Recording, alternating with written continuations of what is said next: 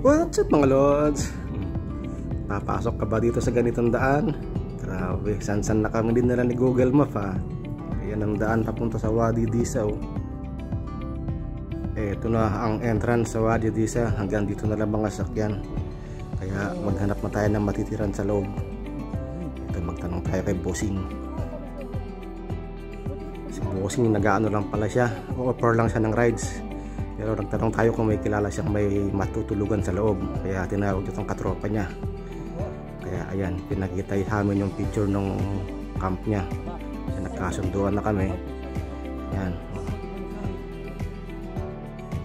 Papark na lang daw namin sakyan dito. Tapos lilipat kami dyan sa pickup niya. Dali na namin mga gamit namin at ihahatid kami dun sa camp. Ito ang daan oh. May iwan na si Hachi pala dyan sa parking na yan. Tawid agad ng ilog oh.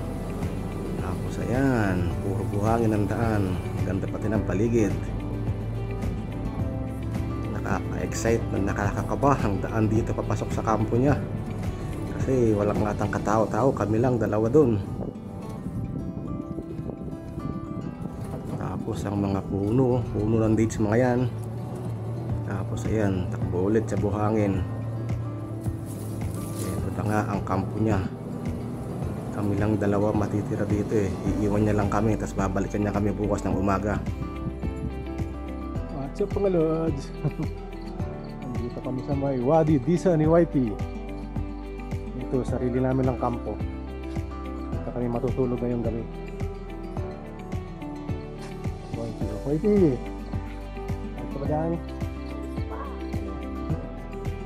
So ayan na po ang camp namin. Dito kami magpapahinga ngayong gabi. Bukas na yung camp tour natin. Medyo mahaba na itong video eh. Maraming salamat po sa nanonood. Ingat po kayo dyan. Bye bye.